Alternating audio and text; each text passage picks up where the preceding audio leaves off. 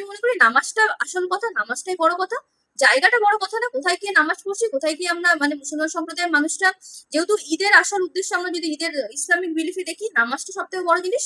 কোথায় নামাজ পড়ছে সেটা ম্যাটার করে না, সেটা গুরুত্বপূর্ণ না, নামাজটা হচ্ছে কিনা সেটা গুরুত্বপূর্ণ। এবং যদি রাস্তা ব্লক করে সরকার যদি মনে করে কোথাও একটা গিয়ে রাস্তায় নামাজ পড়া, রেড রোডে যে নামাজ হয়ে এসছে, কোথাও যদি সরকার মনে করে না এটা উচিত না, অতএব দেখো সরকার বদলালে সরকারের মানসিকতা বদলাবে, বিভিন্ন রকম নতুন আইন আসবে। পশ্চিমবঙ্গের মানুষ পরিবর্তন চেয়েছিল, পরিবর্তন হয়েছে যখন, সেই পরিবর্তনটাকে, পরিবর্তনের ভালো দিকগুলোকে নিতে হবে, পরিবর্তনের যেই দিকগুলো মানুষের জন্য ক্ষতিকারক সেই দিকগুলোকে প্রতিবাদ করতে হবে। যেখানে প্রতিবাদ করা জায়গা নেই সেখানে প্রতিবাদ করে কোনো লাভ নেই। এই বিষয়গুলো সাধারণ মানুষের দায়িত্বের বিষয়। সাধারণ মানুষ যদি মনে করে যে হ্যাঁ আমরা দায়িত্ব সহকারে, আমরা একটা যদি বিকল্প জায়গা থাকে সেখানে যদি আমরা দায়িত্ব সহকারে শান্তিপূর্ণভাবে আমরা নামাজ পড়তে পারি, অবশ্যই মানুষকে এখানে সহযোগিতা করা দরকার। কারণ এই নির্দেশিকা আমি মনে করছি না ধর্মীয় অধিকার কোথাও থেকে লঙ্ঘন হচ্ছে। হ্যাঁ, ধর্মীয় অধিকার লঙ্ঘন হলে অবশ্যই সেখানে কথা বলার জায়গা থাকে। সংবিধান প্রত্যেকটা ধর্মকে অধিকার দিয়েছে নিজেদের ধর্মীয় অধিকারকে সুরক্ষা করা, নিজেদের ধর্মীয় অধিকার সুরক্ষার জন্য কথা বলার।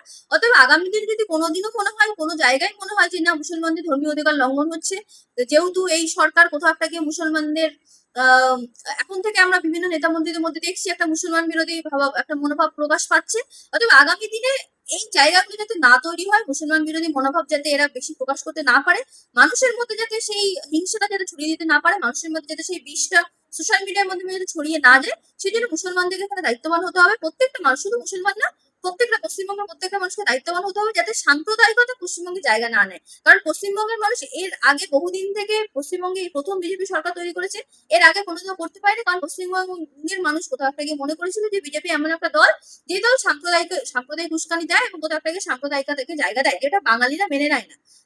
2026 এসে বাঙালিরা যখন বিজেপিকে সুযোগ দিয়েছে, অতএব বিজেপির দলেরও এখানে দায়িত্ব থাকবে শাসক দল হিসেবে। কারণ আজকের যুগে দাঁড়িয়ে বিজেপি দলটাকে তো আমি দেখবো না, আজকের যুগে দাঁড়িয়ে দেখবো আমি শাসক দল, সরকার দল। যখন সরকার তৈরি হয়েছে তখন আমি এখানে সরকার হিসেবে দেখবো। অতএব সরকারেরও দায়িত্ব থাকবে যাতে মানুষের মধ্যে সাম্প্রদায়িকতা না ছড়ায়, কোনো মানুষের বা কোনো ধর্মের ধর্মীয় অধিকার যাতে লঙ্ঘন না হয়, এবং সমাজের প্রত্যেকটা স্তরের মানুষের দায়িত্ব থাকবে, সমাজের প্রত্যেকটা, কারণ অধিকার দায়িত্ব এগুলো একে অপরের সাথে ভীষণ পরিপূরক ভাবে যুক্ত। সরকারের যেমন দায়িত্ব থাকে ঠিক সেরকম সাধারণ মানুষেরও দায়িত্ব থাকে।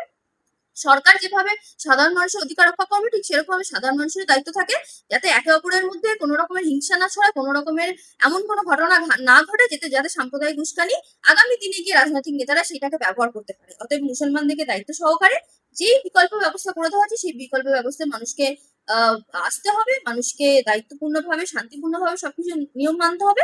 এবং তারপরে গিয়ে যখন অধিকার লড়াই হবে, অধিকার লঙ্ঘন হবে, তার জন্য সংবিধান তাদের পাশে আছে, আদালত তাদের পাশে আছে, আইন তাদের পাশে আছে। কিন্তু সাধারণ মানুষ, মুসলিম সাধারণ মানুষ বলছেন যে ঠিক আছে রোড বন্ধ করে যে নামাজ যখন হবে না, তাহলে সামনে যে পুজো আছে দুর্গা পুজোর সময় আমরা দেখি রোড বন্ধ করে প্যান্ডেল রাস্তা ব্লক করে অনেক জায়গায় দেখেছি প্যান্ডেল করে। তো সেই জায়গায় দাঁড়িয়ে সরকার কি করে?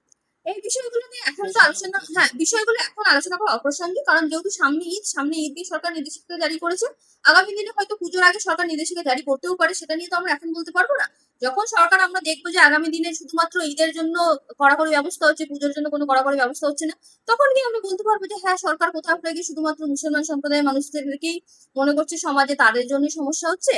আর কোথাও থেকে তখন আমাদের তাহলে সরকারের আসল মনোভাবটা আমরা প্রকাশ পাবো। কারণ সরকার যেহেতু এখন খুব নতুন, সরকার সবে একটা মাস হয়েছে তৈরি হয়েছে, অতএব এখনই আমরা সরকারের মানসিকতা নিয়ে আমরা প্রশ্ন করতে পারছি না। এখন আমরা এই বিষয়গুলো খুব স্পষ্ট না, এখন আমাদেরকে সরকার যেটা বলছে সেটা মেনে নেওয়া দরকার। আগামী দিনগুলোতে দেখতে হবে সরকারের এই বিষয়ে কি অ্যাকশন নিচ্ছে, কি স্টেপ থাকছে, তার উপরে এই জিনিসগুলোকে পর্যালোচনা করা যাবে। এখন এই জিনিসগুলো পর্যালোচনা করার জন্য খুব তাড়াতাড়ি বা এখন এত তাড়াহুড়ো করে এই জিনিসগুলোকে পর্যালোচনা করা উচিত নয় বলে আমি মনে করছি আইনি দিক থেকে।